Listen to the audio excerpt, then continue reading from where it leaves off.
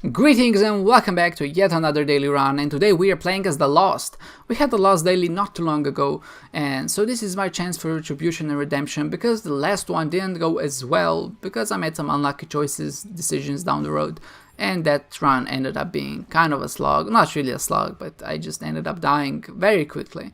So I always say that the best daily run or the best Lost runs are the ones where you don't have to play as the Lost. So that means that our general strategy will be to find those items which do allow us then to kind of mess hearts, red hearts, spirit hearts. Not only does that allow us to open up things like playing the sacrifice room or the blood banks or anything like that, of course it also allows us to get hit more than 2 times on a room, and that's something that you generally want to do.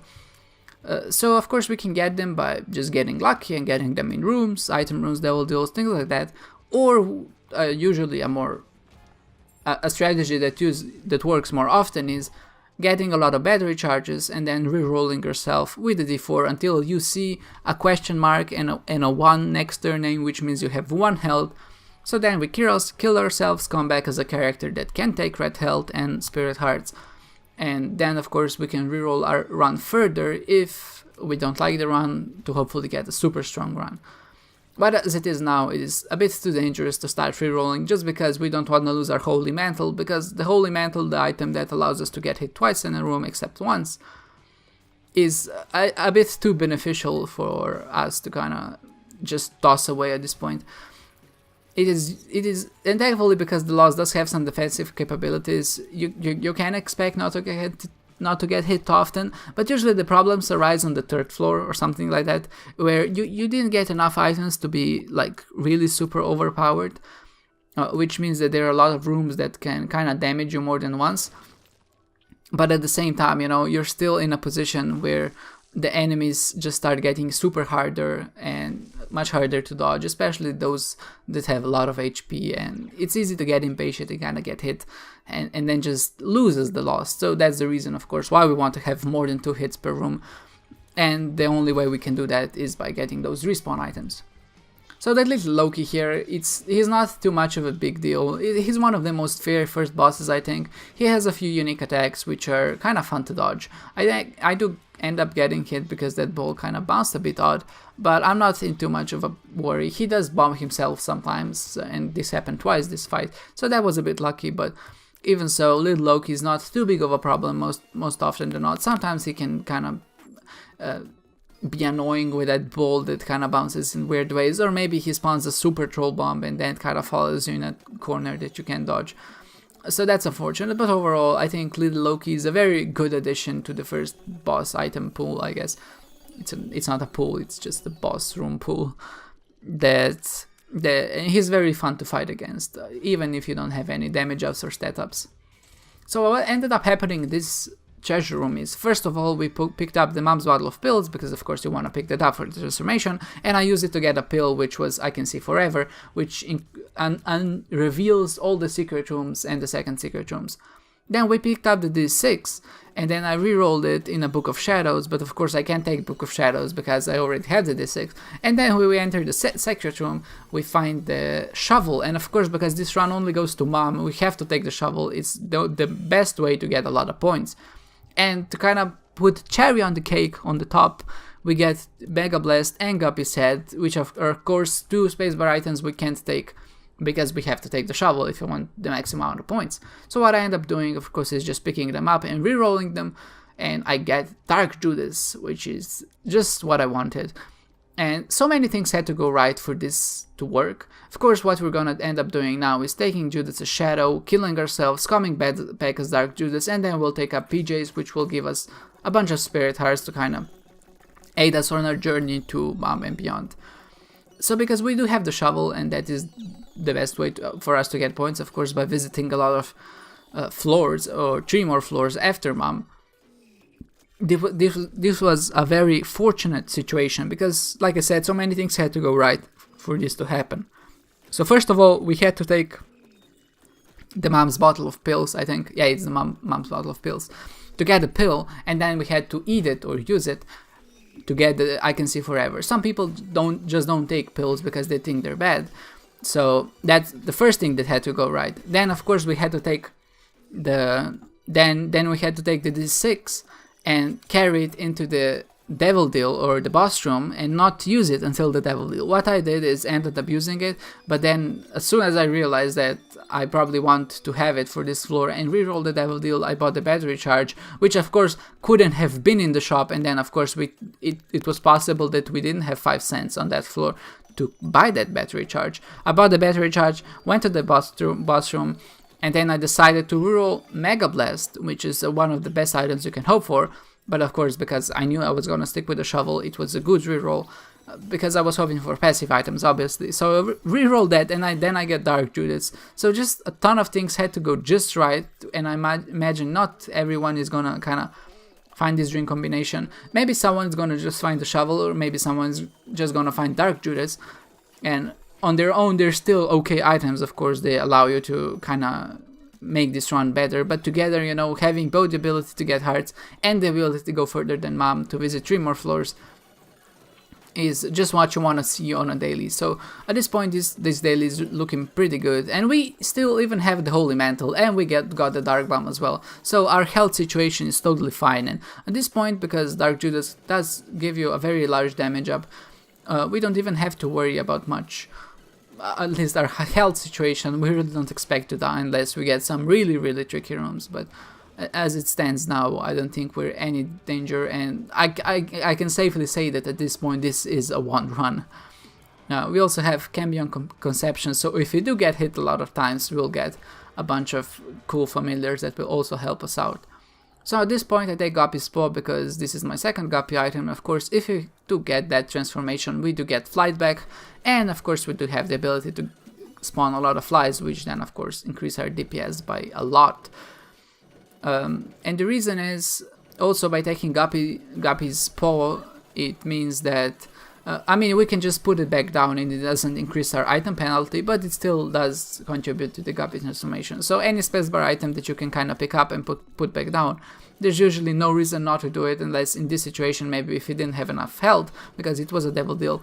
But because there was health outside, I just decided to kind of trade 1 red heart or maybe like 20 points to pick up that passive item which gives us health in exchange for Guppy's Paw, for a possibility of getting a Guppy transformation. One thing I want to mention is, you generally, because we do have a way to kind of generate so many Spirit Hearts, I'm okay with just being on Spirit Hearts or at maximum 1 red health. I generally want to be at least on 1 red health because that allows us to take Devil Deals without a problem. And the reason is, if you are at more than 1 red health, you can't visit boss trap rooms. And not being able to visit boss trap rooms means that you can't beat the boss, and of course you can't get the score. And not just score, sometimes the boss trap rooms contain some really good items like 2 stone chests, and you can get some really nice damage ups from that.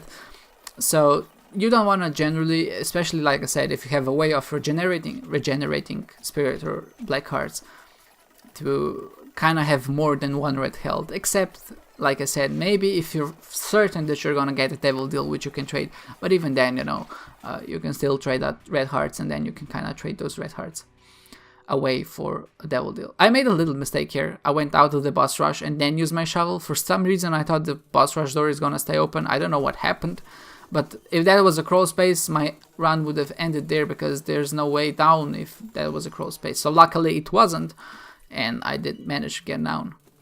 So back to the topic.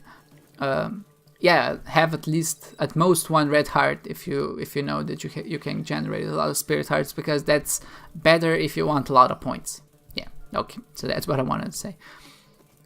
Because like I said, we do have the Holy Mantle.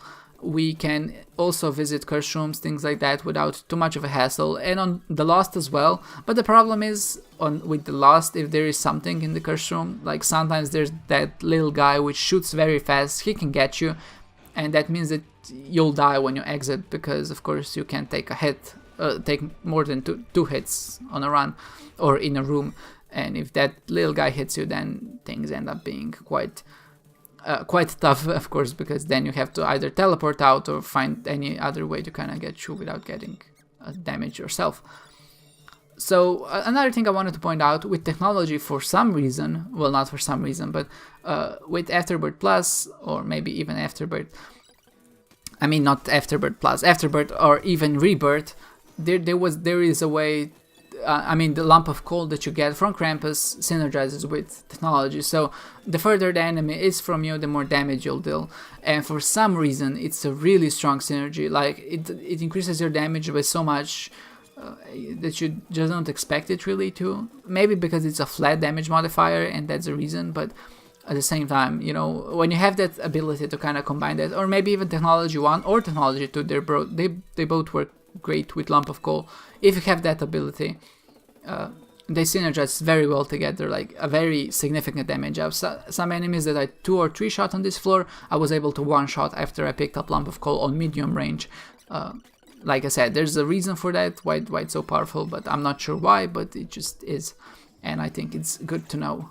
So I made one little mistake on the previous floor, and that was I played the blood bank, which is not a mistake at all, but I didn't going back to pick up hearts or spirit hearts that were left on the floor. I was thinking, you know, I have dark bomb, actually have 2 dark bombs, but that doesn't really matter, and I have a way to kind of get a lot of HP in, so I shouldn't be in too much of an issue. And of course I have the Holy Mantle, but one thing I forgot is that there's a possibility for getting a Sacrifice Room, and playing the Sacrifice Room at this point would allow us to go to the Dark Room and then fight the lamp and then get even more points. Of course, playing the Sacrifice Room costs us points, because Sacrifice Room spikes actually do deal actual damage to you. They're not like Blood Bank, which doesn't deal damage to you. But for that reason, I had only 10 spirit hearts in total, and if you want to teleport a guaranteed, or at least 50% chance to get a teleport, you need at least 13 hearts. So that means that you need your heart container full and have an additional spirit heart on the floor. And for some reason this floor wasn't very kind to us in spirit heart drops, and because I did have 2 dark bombs, I think what ended up happening is at one point one dark bomb picked up some health, and the other one picked up other health, so they didn't pay out when they should have. But the main mistake was that I didn't take the time on the previous floor to pick up those 3 spirit hearts, which I should have, which would then allow me to kind of play this further. And at this point, you know, I'm still kind of going for it, because there's a chance that you get spirit heart drops from the reward, as a reward for playing the Sacrifice Room. And after this one, there's a 50% chance of there being 7 spirit hearts, or 50% chance of just getting a ton of coins. And what ends up happening, of course, is we get a ton of coins. So it was a bit unfortunate for us not to get any spirit heart on this one, because I was planning to duplicate it, and that would probably allow us to teleport to the Dark Room. But at the same time, you know, I made a very obvious mistake by not picking up the health on the previous floor to come here. So what I ended up doing is just kind of wasting 3000 points on the Sacrifice Room for no reason. It was maybe a risk worth taking. I'm not sure what the exact odds were. I think I had about a 50% chance of being able to teleport to the Dark Room with playing with the health I had. But of course, if I did pick up health on the previous floor, I think that I would be almost guaranteed to get to the Dark Room, and that of course would increase our points by a lot as well. But with how we ended up, this is just something, a calculated risk, and it didn't work out this time. Hopefully it will work out next time, but thankfully it was a much better one than the last one with the Lost we did. And yeah, guys, I thank you for watching, and I hope to see you next time.